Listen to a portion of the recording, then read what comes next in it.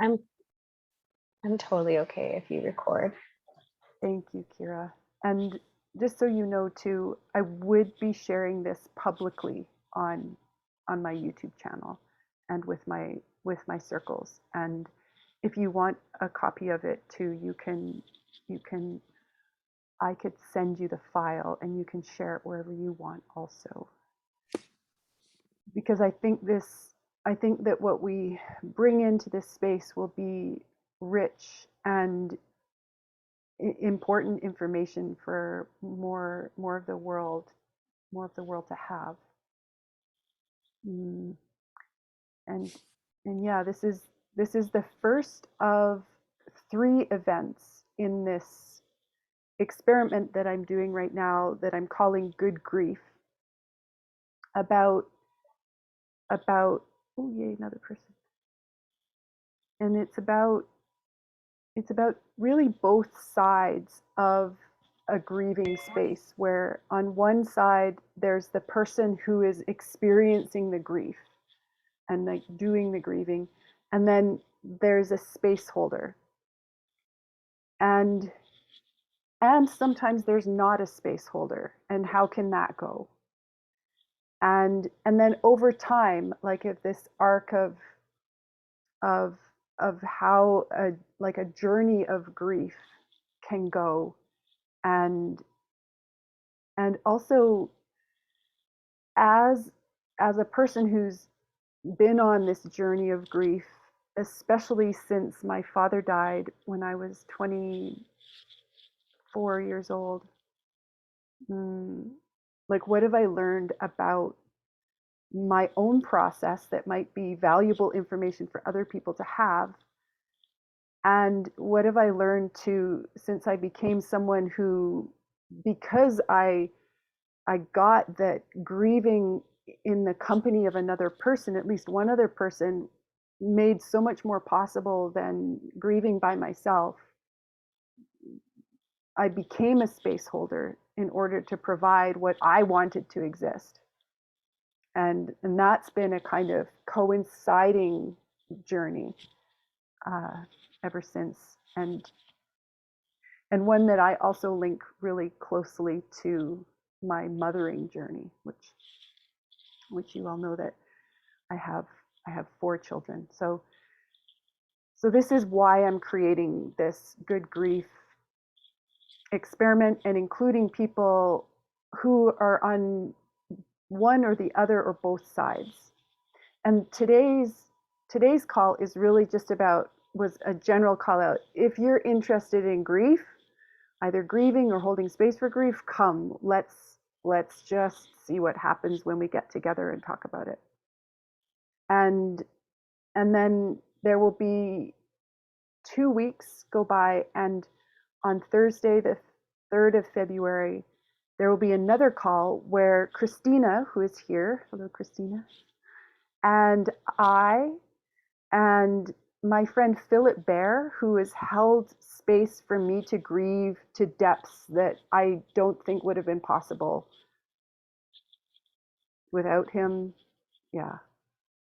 And another friend of mine named Meaghan McQuade, who's been a longtime friend of mine, who is also someone who she calls it energy work, but she works a lot with emotions, and has really been in this world of understanding and working with grief too for a long time.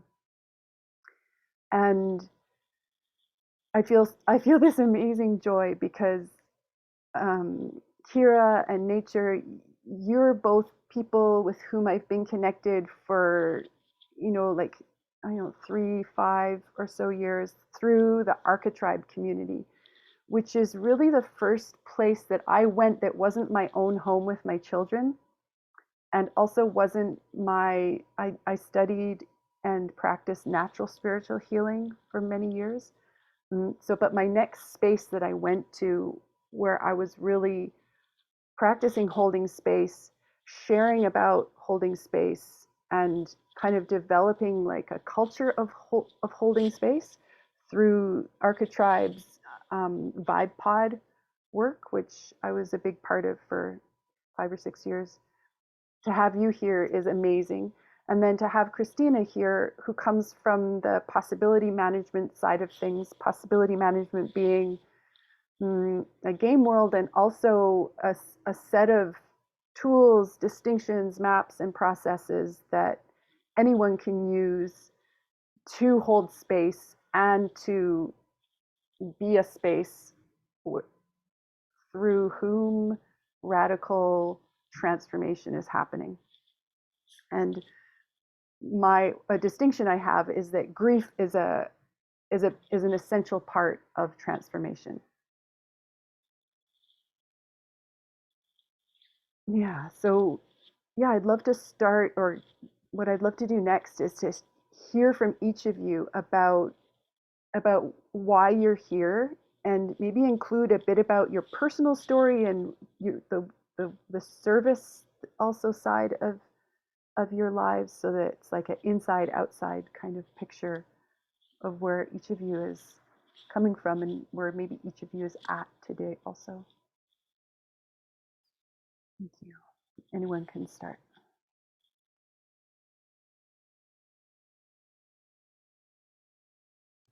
Sure, I'll go. Let's see where to start.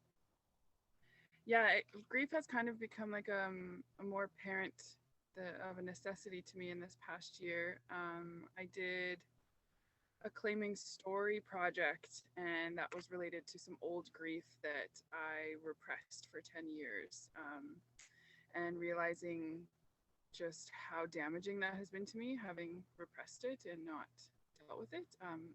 A partner of mine had taken his life, so it was a big one, and I didn't have any support, anyone to help me really grieve in these kind of larger ways and community ways. So doing the story share this past summer was kind of an eye opener of like, well, there's a lot of grief under there, and I had went into it thinking I was going to work through it, but I was actually just opening the door to grief.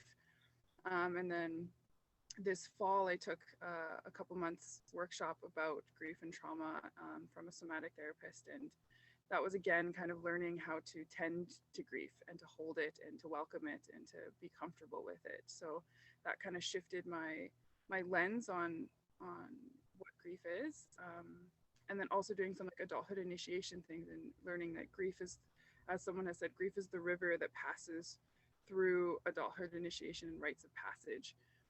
And that without grief, we can't really initiate ourselves. We can't do like soulful initiations and all of these sort of things. So I've also just sort of become a space holder in this past kind of year in a more kind of like technical way of like really learning the skills and wanting to do it. And at one of the Archetype events this past year, I offered a grief sharing circle, and it was like not nearly enough time for people to be with each other and to hear our grief and to share our grief. And that has sparked something in me of like this need. And right now I'm hosting a book club for a Frances Weller book, The Wild Edge of Sorrow, and I've created it as a book club / grief circle hybrid. So we kind of go back and forth between reading the book and sharing our grief. So I'm really excited to learn more about that in the 5 gates of grief. And yeah, I have a really great group of people to do that with. So that's just kind of kicking off. And as I've opened this gate to grief, all of this old grief is bubbling up, things I didn't even know I was holding on to. So yeah, there's lots in there, lots of work to do. Thanks. Thank you. Thank you.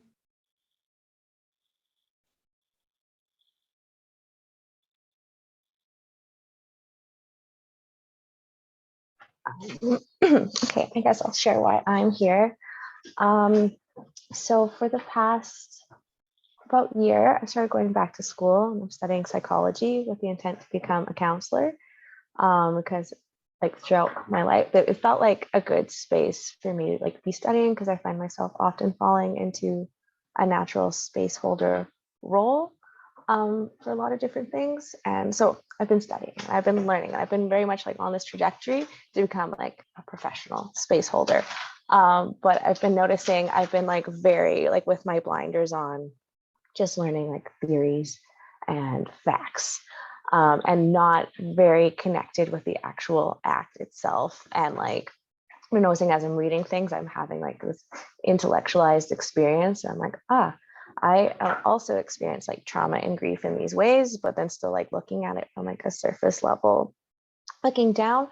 And then I saw this call on Facebook from you, Nicole, at like a time when I was starting to like come to terms with like, oh, I'm just like so outside of my emotions and into my mind intellect right now. I want to do something to reach out and reconnect with community in like an emotional capacity. So yeah, I'm here, I'm curious, and I'm trying to well round my experience of space holding by both learning as much as I can about the brain while practicing and being with people and myself um, with grief and emotions. Thank Thank you. you.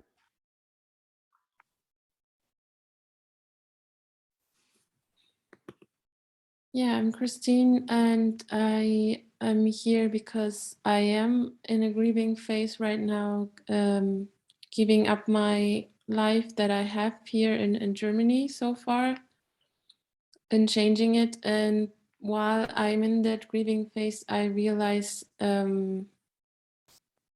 by all the strategies and yeah, all the strategies I have, not letting myself be there sometimes, that a lot of stuff in childhood I didn't actually grieve and completing feeling cycles, and that most of my,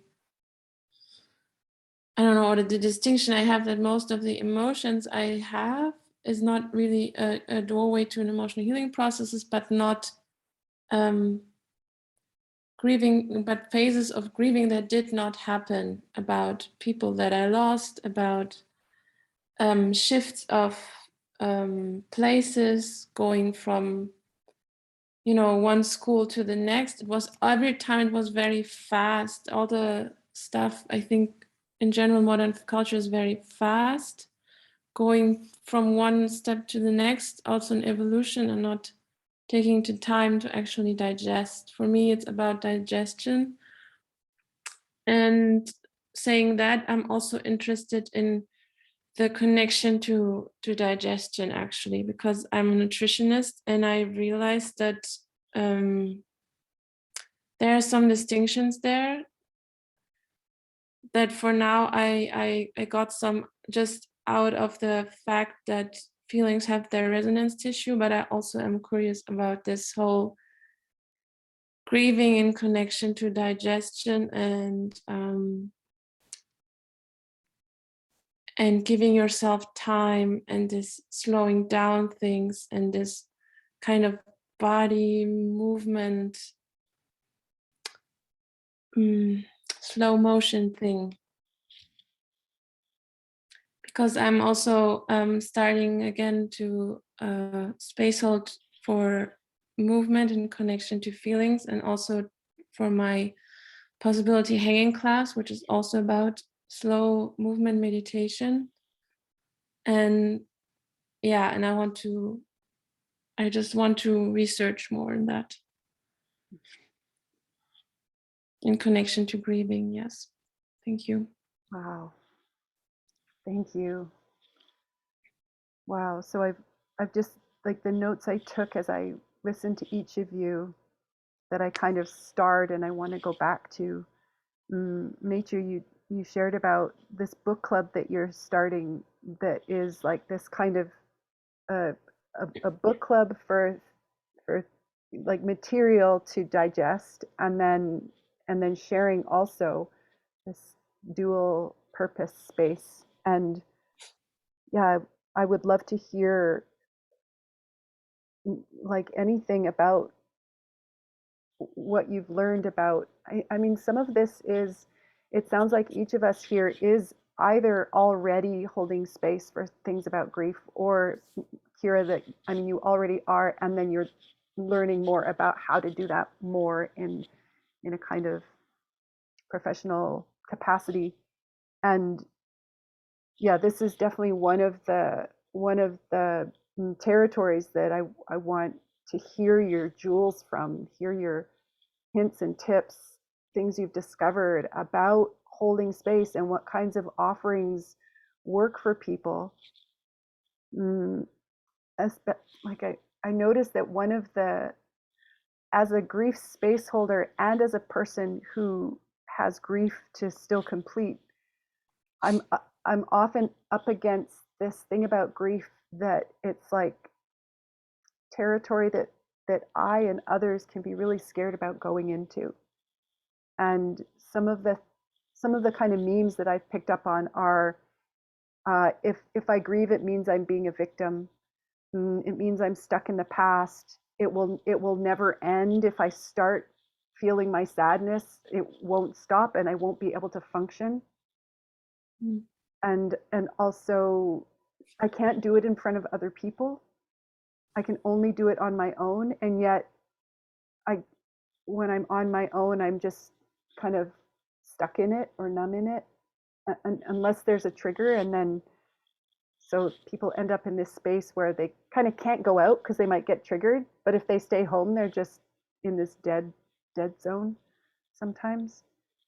So these are some of the kind of problems or questions that I hear from people that I'm like looking for and developing remedies about. So yeah, and also I just wanted to say here too that in the call in 2 weeks on February 3rd, what I want to offer the participants who come, I want to offer them doorways into spaces where they can do more. And nature, if you're still after February 3rd accepting new people into your book club, I would love to kind of put a sign pointing to that doorway. So maybe that we can be in touch about that. And Kira, I love what you said about how in the academic realm, where it's theoretical and it's mental, and you did this kind of looking down thing. And this is one of the difficulties I encountered as a person who was looking for spaces to grieve, that I went into a lot of spaces with academically trained counselors and really had this sense that I was being looked down on in some ways, and also put up on a pedestal as, oh, this client who needs my help. And there was almost like, and I really don't know how to do it, except I have all these ideas that I can kind of put in front of them and maybe something will work. And the great contrast between that and going into spaces held by possibility managers and by Philip Bear, who's the man who will be at the panel, where the space was so tender and so accepting that the grief just came out. And my story about him is that he can do that because he's been there. He's been the one who had this grief coming out. And I look forward to hearing more about him on February 3rd, so that I can kind of find out if my story is accurate, or how else did it come about that in a space held by him, there's so much room for my grief to show up from deep, deep, deep down.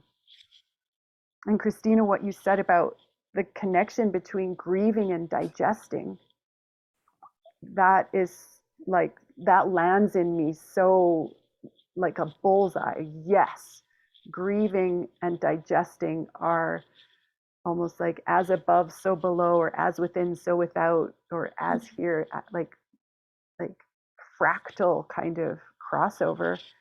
And I love that you also spoke to body movement, and I know nature, you've worked with that too, in holding space and doing ecstatic dance. And this is also was a huge tool for me during a period when I was really grieving being between two lives. I had lost my old life, which included losing daily contact with my two young daughters. And I was in a huge identity shift and a crisis and a breakdown. And for 2 years, every week, I went to an ecstatic dance space and could just move and feel. And this was so therapeutic for me. And it really worked to help me, process, express, I don't know how much completion there was in that, you know, this is a term I learned more in the possibility management game world, where there's a distinction that a feeling persists until it's completed. And to complete a feeling, it needs to kind of bounce off another person and back to the person who expressed it. So it would happen when someone witnesses and reflects back the feeling that's being shared about. And yeah, my sense is in that ecstatic dance space that didn't happen. In fact, kind of the opposite happened. I had an experience that actually led to me leaving that space and not using it anymore, where the space holder of that space told me that he just saw me acting out my grief and that he was disgusted by that. And that was such a block for me to go back into that space. And, you know, these are the kinds of things I also want to explore, is like, what does not work, so that I can be on the lookout for it. And in my work in nonviolent communication and in possibility management, these blockers come up. And what I found really tricky about so many of those roadblocks to communication and to connection is that sometimes the exact roadblock can become, with a sort of shift, some kind of shift can become the thing that actually does work. For example, one of the roadblocks is asking questions and creating this experience for the other person that they're being interrogated. And yet asking certain questions sometimes becomes a huge doorway to another level of sharing what's happening, whether it's opens up sadness or maybe even anger or fear or joy first, as a way to the next, like into the feeling cycle, which again, I've heard it a couple times here.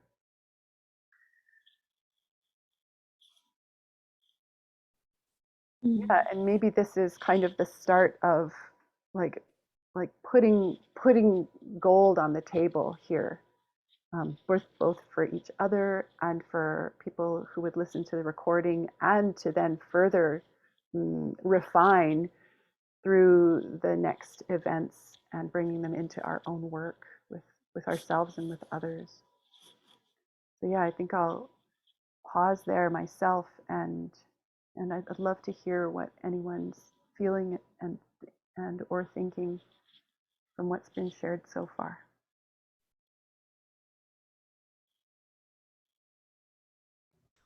Yeah, one of the things about like the conscious dance movement of it, I've been doing a lot of reflecting, and one of my big goals for when I teach an opera class is to have grief dances, and that I see the need there, and knowing that you can't just throw people into like, we're just gonna do grief for 2 hours, that there has to be like a balance, and making it like a grief and gratitude dance, and making sure that there's that pendulation, that back and forth between the two, so they don't feel too overwhelmed. And something I'm putting a lot of effort into is creating more integration practices at the end of dancing, because I often feel the same. I go and I dance and I move all these things, and then there's maybe not quite enough time to ground those into myself, or to share them with other people, or to be witnessed in them. And yeah, I'm trying to, one idea that I had was to create kind of like an online platform that we can kind of connect to and track our grief between the classes and share in, because it's not like you go and dance and maybe that just opens it, and then the next following week you have all of these other things that start popping up during your week, and you start feeling overwhelmed and alone in them. And I want there to be a place where we can share in that together, so and track it with ourselves. So those are some other components of like holding these spaces with people and community, to so we don't feel so alone in these in between parts. That's a big one. Yeah, wow, beautiful. Thank you. Thank you.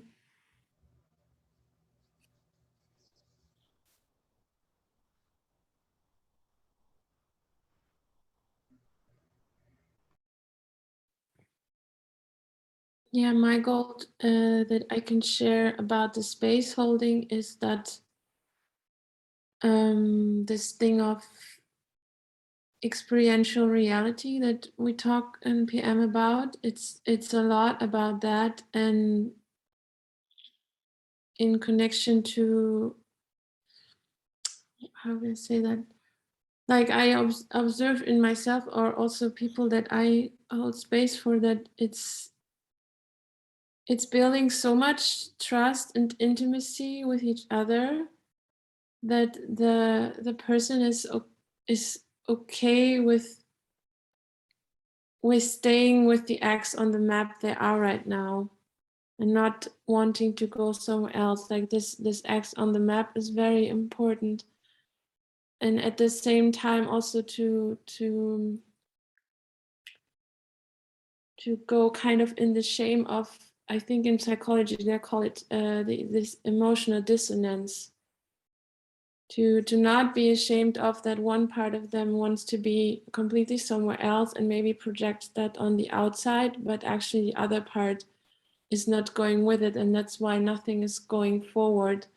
And to allow yourself to be there and to show it to someone else, and the space holder being this space and tenderness, and really just connects with the heart to heart, not, and just being a space you can speak into. And also that, and finding this line, when is it a feeling that needs completion and you complete it back to, and at the same time just asking questions and don't say anything to it. Yeah, that's my goal that I found so far. Thank you.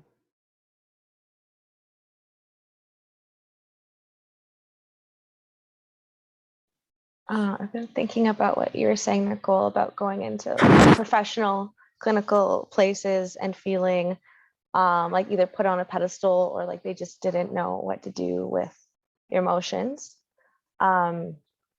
Last semester, I took 2 classes. One was an intro to clinical psychology. One was an intro to art therapy, which are like very, they're both therapy, but they're so radically different in like the actual like tone and feeling. I'm learning about clinical psychology, which is like maybe touted as the most valid form of therapy. It's all based off of research. So much of it was just doing paperwork, doing assessments, and it seemed like a lot of bureaucracy and connecting people with help, but it really felt like it was lost its human edge, which I mean, I guess sort of makes sense in the way that our general mainstream society is structured, and that you got to have all the paperwork to get your insurance to pay for things, which is difficult, which is such a difficult element of like wanting to process emotions and getting help for something that's so innately human as, feeling grief and having trauma, is that you have to go through these bureaucratic loopholes to get there. So in this comparison of the two, I was feeling very called to what art therapy represents, and that it's bringing people together in a space, and in that modality specifically, like working on art together and then reflecting on what that art could mean for you right now in this moment, and what it could be like bringing up for you subconsciously.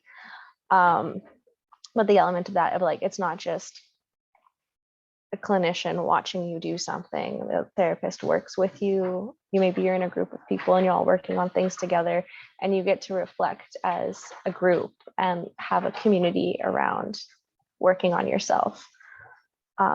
So yeah, I think that's my goal, is seeing that there's so many benefits in working on things together, and not just having one special person where you tell your things to and they write some things down and then you're all better.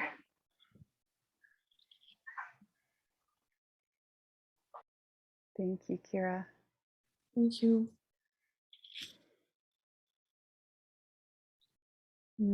Yeah, so I'm going to just reflect back what I heard and weave in some more from my own experience, and then, yeah, maybe we can go around one more time. Yeah, what nature said about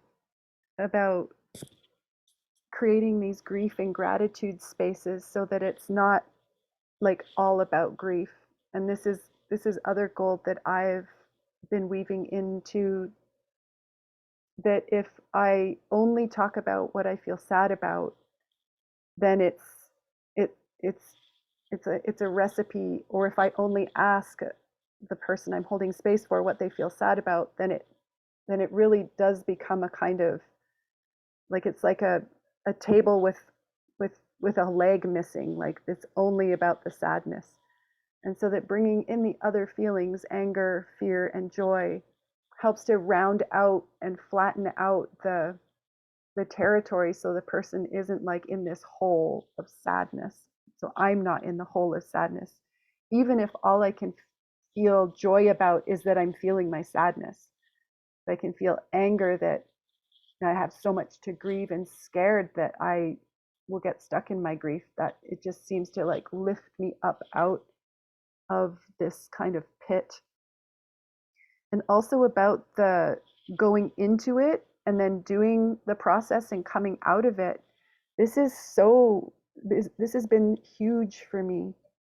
There was several years ago, I was part of a talk with Tarzi McLean, who's a Calgary psychologist who is one of the pioneers in Canada into the using plant medicines and MDMA for grief work and for mental health recovery. And also with a guy named James, and I'm blanking on his last name right now, who's also done a lot about he had a lot of experiences where he went into plant medicine ceremonies, but then there wasn't the integration afterward, and he ended up being worse after.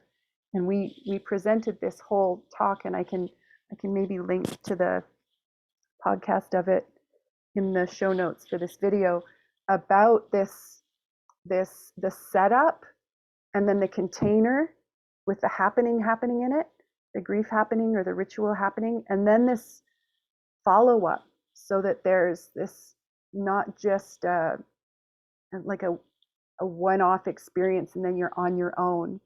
And in the between spaces, in the offerings I've been giving, we are also using a Telegram group to kind of bead together the calls, so that there's ongoing support in between the times that we're together, because things are going to keep coming up. And I love that you're weaving this into your dance offerings, nature. And Christina, I love that you talked about experiential reality, and about staying at the X on the map. And I notice that so often in spaces that I'm holding for other people, they'll start to feel, and it'll be like, oh, this is actually where I'm at. I actually have this deep, deep grief in me. But they'll start to feel, and then it's like I can see their fear come in, and then they bounce back up into their head, and they don't be on that X. And I love possibility management, space holding skills that help me scan and be able to see where a person is at with these kind of different detectors I've been developing.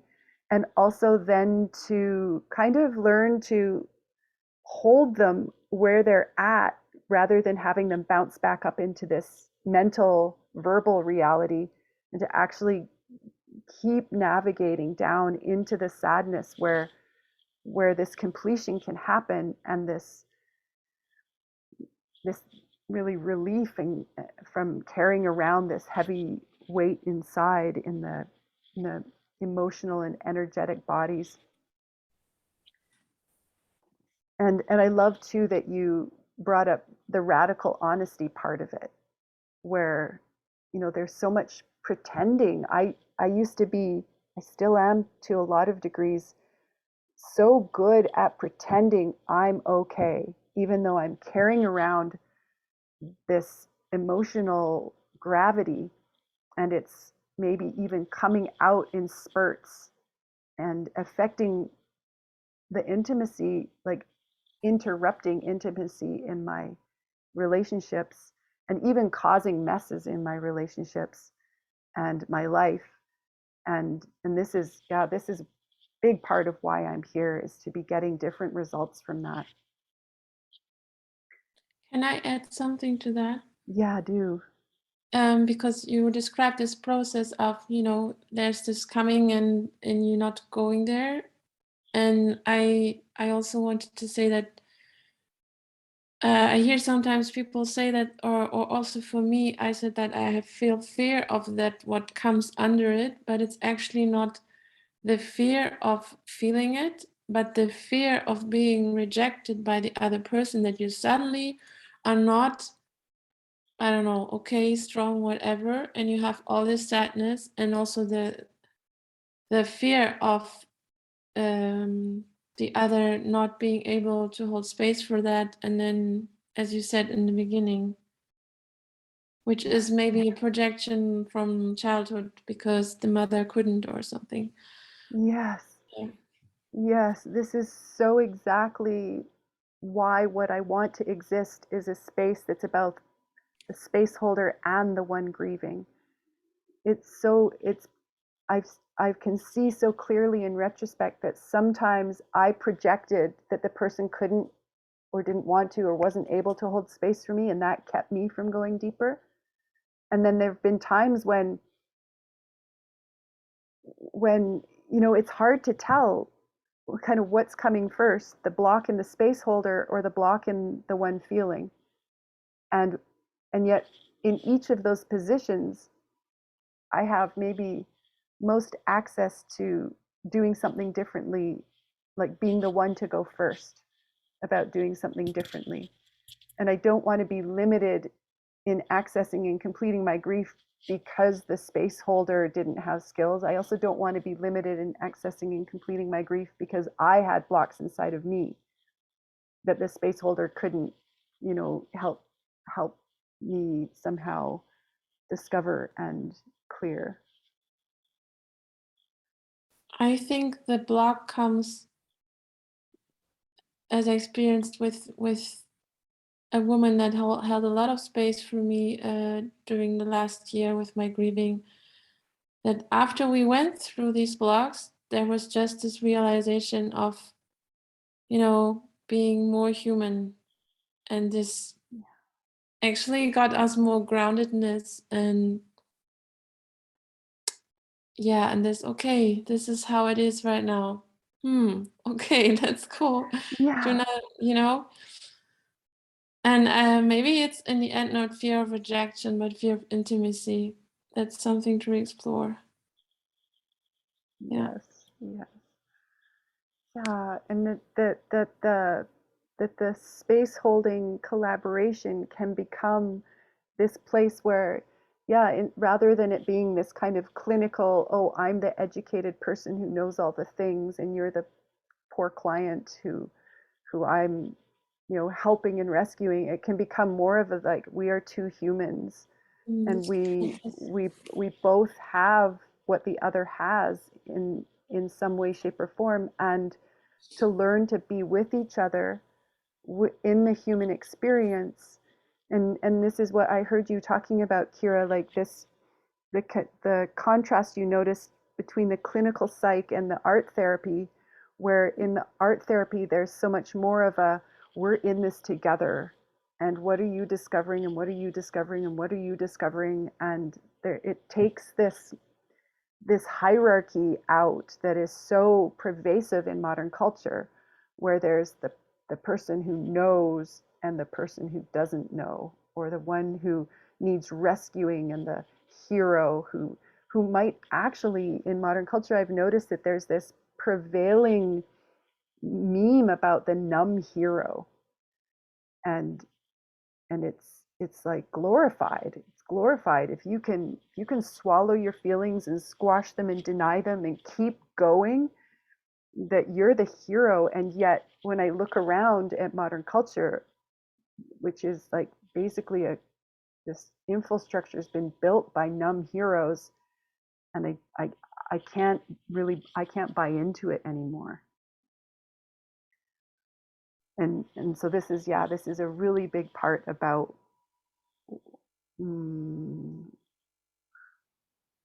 really big part of how the tools, maps, distinctions, and processes, and the company I find in the game world of possibility management. It's really about creating an entirely different culture, one that, like you were saying, Kira, where the whole bureaucracy is just obsolete. Like I don't need to fill out any paperwork at all. I don't need to take an assessment that takes 2 days and $3,000 to find my ex on the map. I can actually sit down with someone who's been in the territory, and they can be like, between us, we find my ex.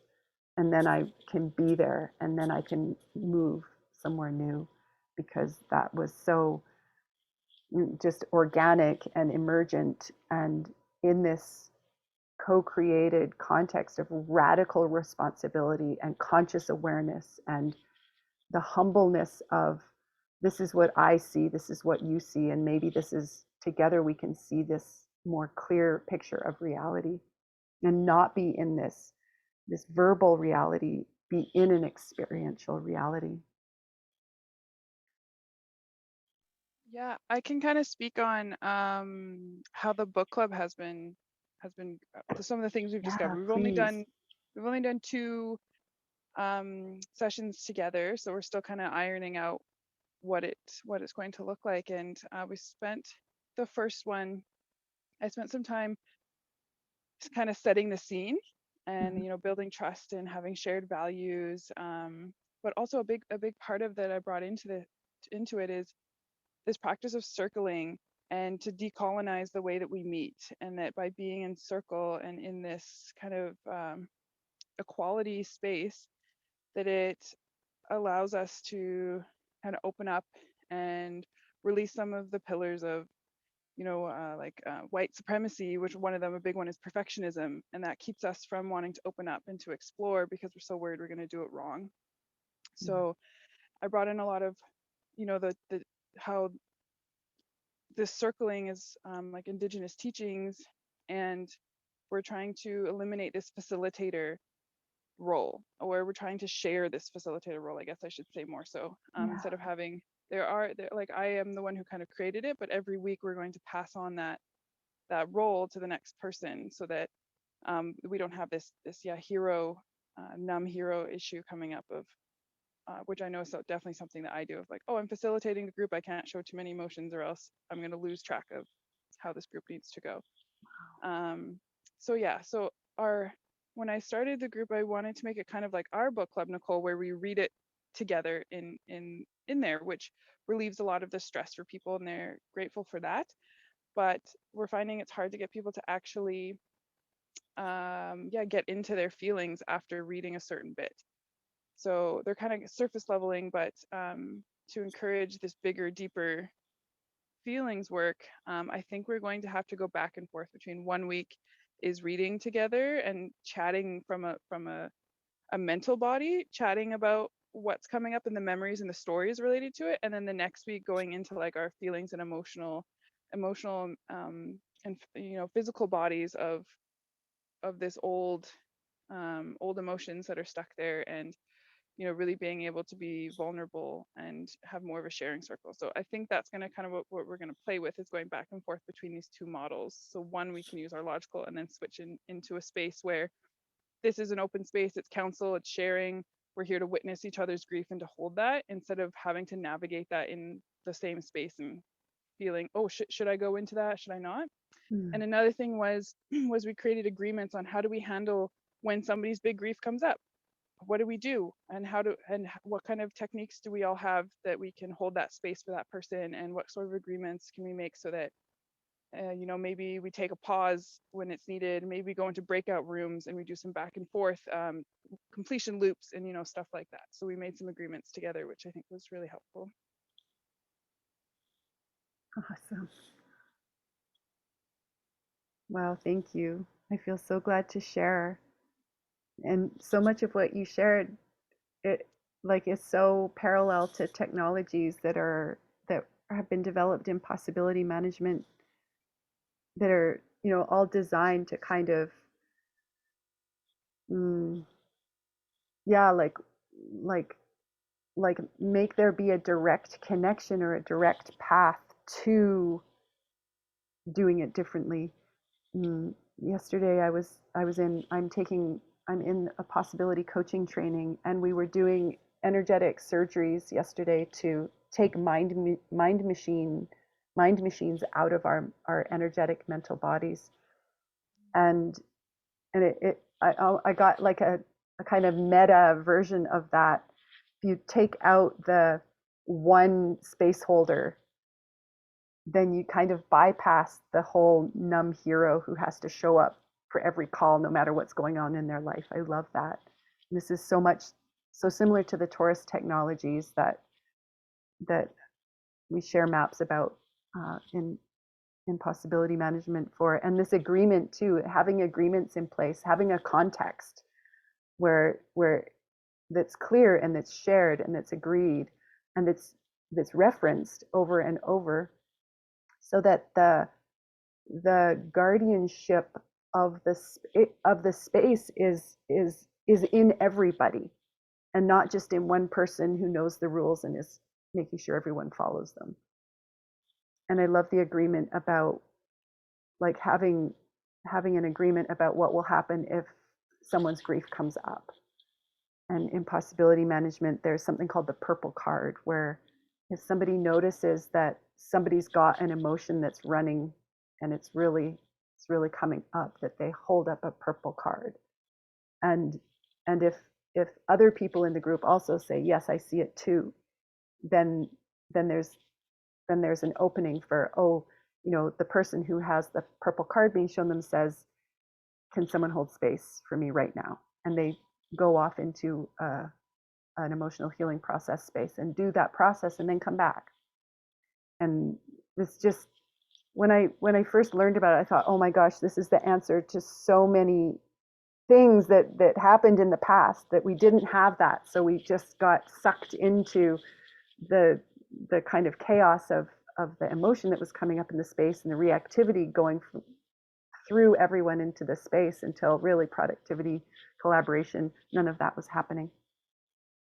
And if I hold up a purple card to someone else and everybody else is like, no, I don't see the emotional reactivity in the person you're holding the purple card to, then I'm the one who says, okay, can someone hold space for me? Because clearly I'm having reactivity, and maybe it's more on the side of the numb kind of like thing coming up, and I'm still kind of numb and dead to it, but it's me who has the doorway. Yeah. It's just so cool to hear, to draw these parallels between what possibility management has discovered in 45 years of development, and then how it's coming into the world in other places through other people. It's like, it really is like technology that works for humans, social technologies and group technologies that just really work for humans. And I also am really resonating with what you said about how you discovered that just doing the mental work and processes in the study group kind of maybe almost, I think I heard you say, kind of kept people in the verbal reality, and then in order to create an experiential reality where actually processes could be happening, requires a shift or requires something. And I even have that right now, where we're sharing like theories, ideology, hints, tools, like this is the theory side of it, and that the experimenting part of it is what really brings the theory into you know, how I'm being and how I'm relating and how we can be together. And this is yeah, this is something about especially the series that I'm creating the Good Grief series, where it will be, I want it to be a mixture of theory and experiments. And this shift into the identity of experimenter, I find super empowers this dive into experiential reality. And especially in such that it's like, well, if this is an experiment that I'm doing rather than my one and only chance to grieve this sadness, if I'm experimenting with grief, then there's so much more room for discovery, for like getting it wrong, for trying again.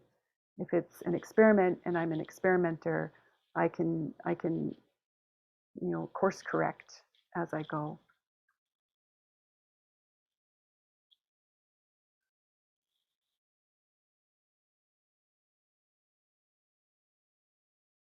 And so what I want to do in this call too is it's coming up to the top of the hour, and then there's another half hour. And what I propose is that we open up a space where we can experience our grief together a little bit, and not as a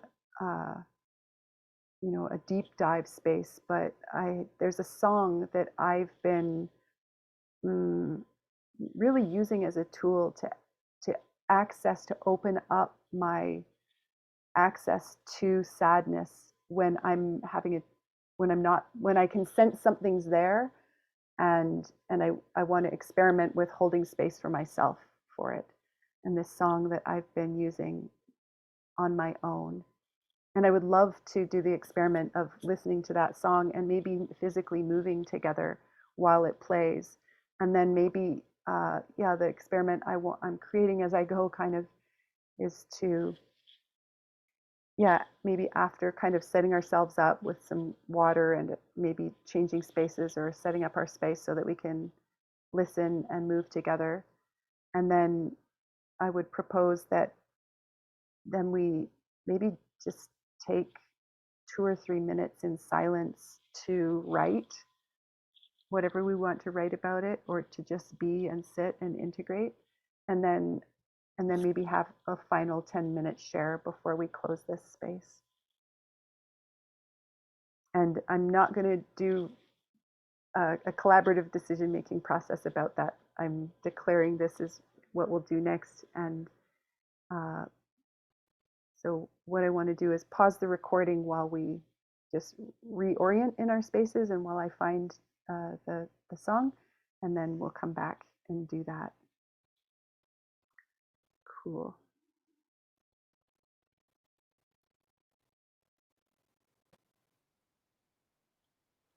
All right, so I've got the song set up, and I'll go ahead and start it. And I welcome you to show your videos if you want to, so that we can see each other moving and be together in the space. And it's okay if you don't want to.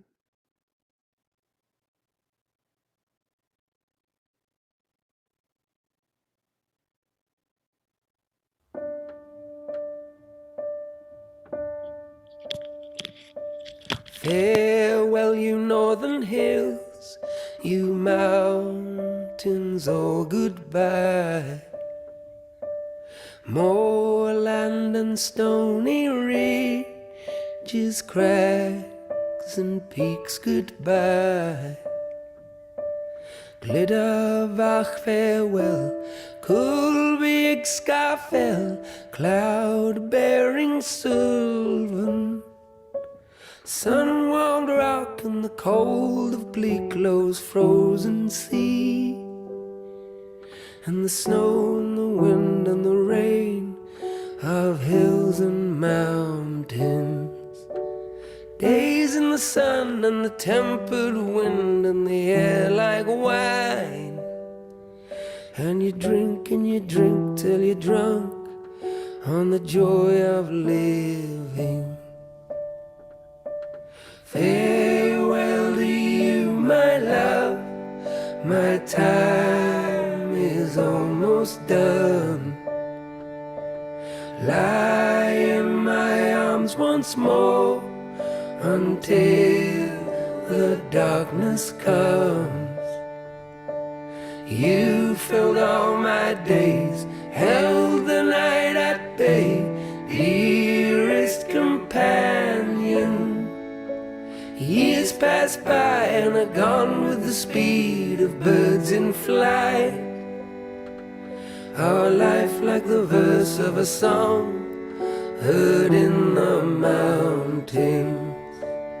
Give me your hand and love, and join your voice with mine, and we'll sing of the hurt and the pain and the joy of living. Farewell to you, my chicks, soon you must fly alone.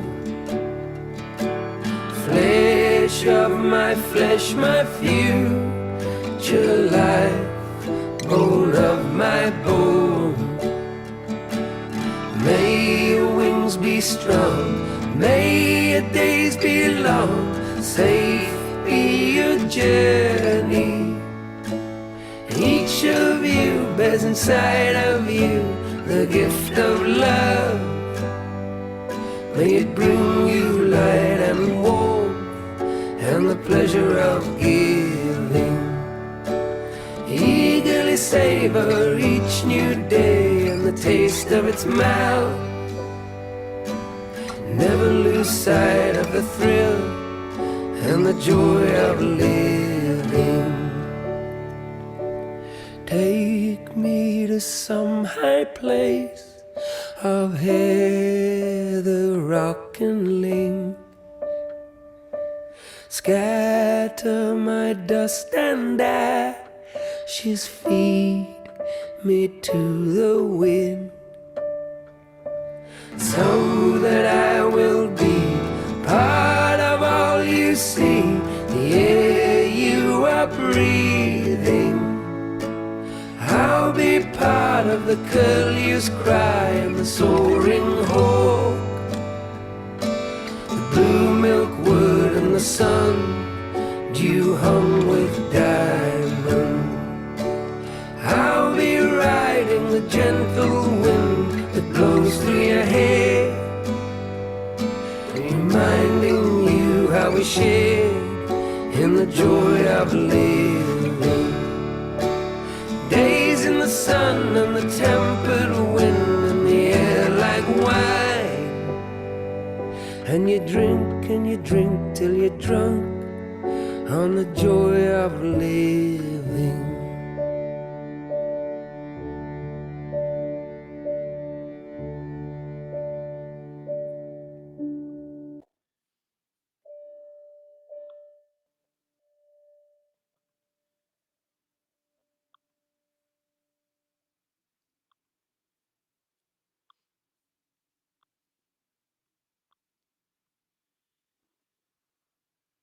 I invite you to be still, reflect, write if you wish.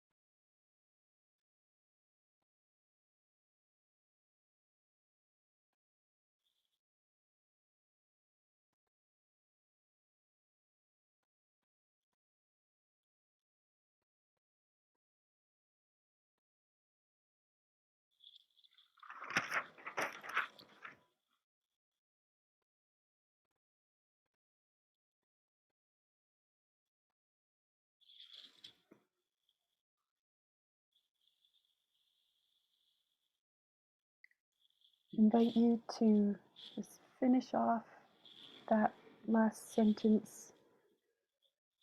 Come back to the screen.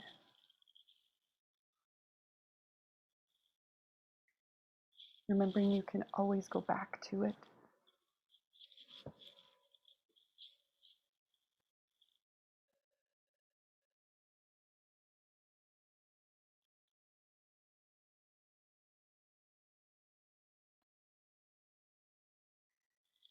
And I'd like next to just give each of you a chance, if you want, to share about what it was like for you to do that experiment of listening to the song together and moving together in our separate ways, and anything that you want to share about it.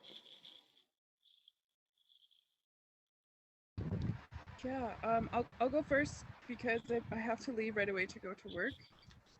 Can you hear me? There's a lot of wind outside. Yeah, okay. Yeah, so it was nice to move my body, to be outside this finally sunshine that doesn't happen a lot around here. I connected with a bit of the song, but not a whole lot of it, but it was still, I went into it with the intention of bringing grief up. And I've been enjoying doing like shuttles, so it's like writing prompts. So before I went into it, I left myself a prompt to go to, which was "My grief is saying," and I'd love to share some of that.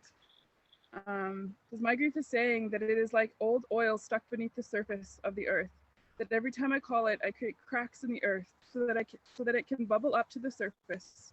It moves slow and may take a while to reach the top, and will probably take years to get at it all, to get it all out, but that I should never stop trying. It is like a version of me that has been buried down there, left to decompose and turn to oil under pressure, but that it yearns to come home to me, to be reunited with this version of me and all the future versions of me. My grief is saying that it has been down there for my whole life, and that it takes an instant to get there, but will take a lifetime to get at. Yeah. Thank you. Thank you.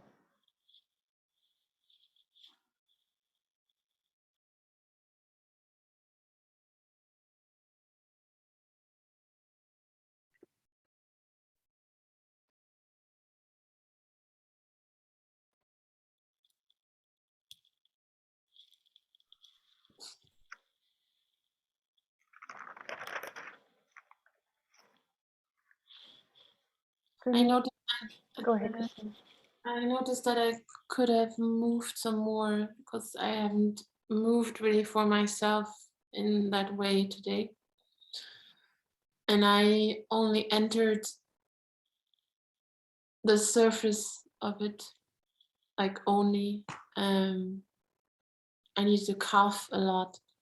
So, and I only wrote, like I only painted a bit, draw some stuff.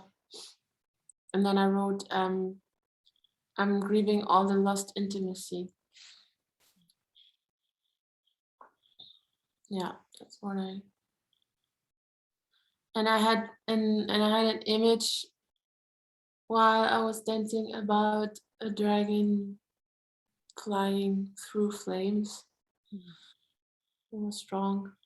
Yeah, some stuff like it turns on the creativity in a way. Mm. Yeah.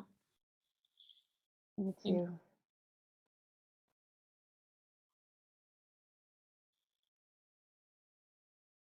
I started out feeling fear about being seen, about I felt fear that I would perform rather than really doing the experiment. And yeah, when I noticed that I had that fear, I used it to slow down and get really present and just listen. And as I said, this is a song that I've been using for a while to help me tap into my grief. And I started to feel such strong sadness about not having a partner and about having lost intimacy, connection with my 4 children and my family. And yeah, just sadness that it's hard for me to discern if it's sadness or joy about the sublime beauty of experiential reality. And looking out my window and knowing there are mountains and hills and birds of prey out there, and just seeing them in my mind's eye. I felt anger about losing connection, and I felt anger about there not being more spaces where grief can be shared, and that the shared experience of grieving together is lost. Like, people go off on their own to grieve and then lose out on the intimacy it creates to grieve together, to hold space for each other's grief. And that anger really got me back in touch with my determination to create spaces and to celebrate the ones that do exist, and to share with more people about the ones that do exist. And that brought me right back to being here with each of you, and the purpose of this call.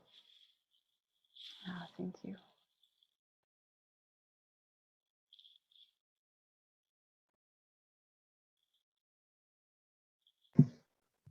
Thank you, Nicole. Thank you all for sharing. I didn't find. I mean, okay. Here, it's hard to hear you. Oh, okay. Can you hear me okay now? Yeah, if you're a little closer, I think it takes care of it. I didn't find that any specific grief or feelings came up for me while moving to that song, but I did notice something that I was doing. I was moving, I was listening, and then I started rearranging my pillows, and then I pick up a piece of clothing off the floor, and like what I'm receiving from that is that I think I'm just noticing that I distract myself a lot from being in that emotional space. If I start just notice that I was moving the song, I get maybe like a little bit, my brain got too silent. I started doing something with my hands and redirected my focus to something in the physical realm. So yeah, I'm curious to observe this more and maybe experiment myself in my life with a little bit more stillness. I'm often moving things around in my house, which I think is tidy and needs, but maybe that's distracting from tapping into what.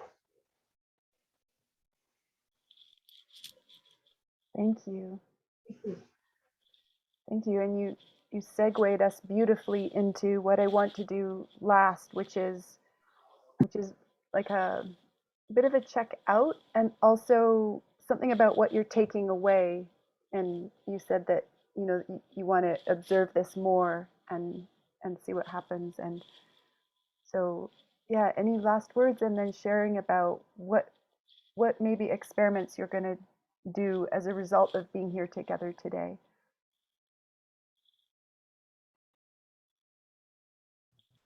Yeah, I noticed that for my prompt, I should have wrote what my grief is feeling and gotten myself out of my head. And I'm really taking out of this back and forth between the logical mind and the physical body, the emotional body. And being able to flip back and forth between those more seamlessly. And kind of like Kira said, making space for those emotions to really come through. It's always been a challenge for me, but I appreciate having like the theory behind grief and then being able to put it into practice. So that's like a big one I'm taking for myself today.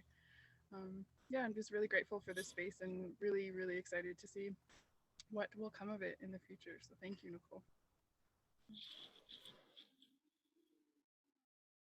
Thank you.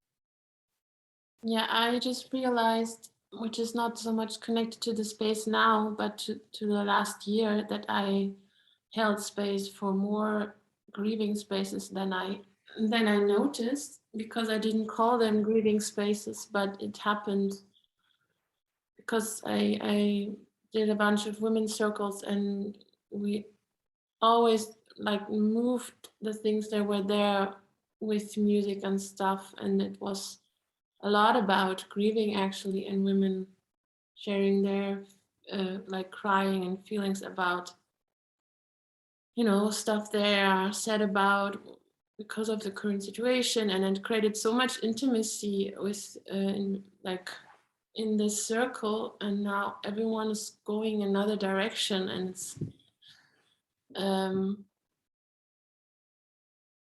yeah, what I want to say about this is that I like these spaces where it's not so much about wanting to have a result with something, but really like just the experience, and then be with what's there, move with what's there, and then just meet the next time and see what's there, then not having to put it in a box of I feel that way and that's why I have to do an emotional healing process right now, and then I have to do this like this, you know, not have to, but it has this sensation sometimes. Thank you. Yeah. Bye, nature. Bye, nature.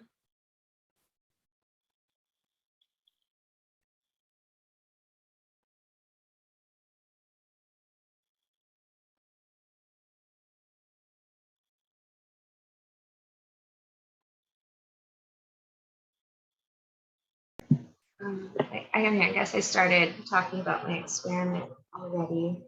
I need to ask myself some more questions about what that's going to look like. But I think on a general note, experiment with creating more space in my life of stillness and seeing if that's what comes up in that stillness. And if in that stillness I feel peace, I think that feels great. And if it's grief, I also think that's great. And then looking more towards connecting with people to work through that grief that comes up. But step one, some stillness, which is difficult with this little guy who's so up in my zone. Thank you. Thank you both. Yeah, thank you. I'm so jealous of this cat right now. She's very lovely. You look super soft. Oh, she's so foofy. It's, yeah, 10 out of 10, perfect cat. Well, she's not perfect, but she's lovely. And yeah, just kind of riffing off of the anger that came up in this place where I came back to in the experiment. Yeah, my next steps are really to use this anger. It's such a juicy, creative anger to invite people to the next call in this Good Grief series and to the series itself. And yeah, I want to go over the notes I took today and maybe turn them into an article or something that's part of creating this invitation to the people out there who would who want somewhere some more places to go and to share about nature's book club and anything that other people start to share with me that they're up to, so that can be celebrated and like magnified somehow, that these spaces exist and they're more existing.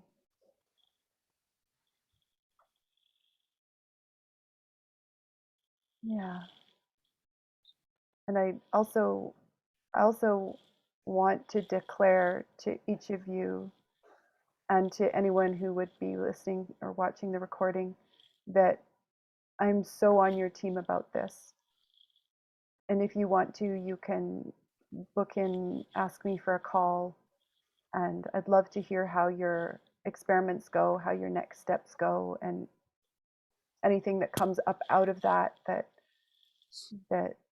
that could use some space holding, either if grief starts to come up, or questions or blocks, or yeah. And I love what you said, Kira, about the interplay and nature. Also, I think everyone spoke to this. There's the theoretical realm, and this is, for me, my experience is this is where the distinctions start to come in through my head and in through my mental body, and then I start applying them and getting more, yeah, experimenting and having experiences that then allow the distinctions to kind of really get into my being somehow, and so that my being has more conscious awareness and more capacity and ability to act and do and be in feeling ways, and to empower space holding wherever I go, for myself and for what's coming to life through me, and for others. Yeah, so thank you so much for choosing to be here today, and for sharing, and for participating, and for, yeah, opening up to new possibilities, and for doing all you do each in your lives. Mm. Thank you, Nicole, for creating this space. Well, thank you for calling us together. Yeah. Thank you. And yeah, I ask you to help me to, in whatever ways, you're inspired to direct people towards this Good Grief series, and to join in more if you want to also. Mm-hmm. And I wish you a great rest of your day or evening, depending on which you're in. And I look forward to being in touch. You have a great day as well. Thank you. Mm-hmm. Mm-hmm. See you. Bye-bye. Bye for now.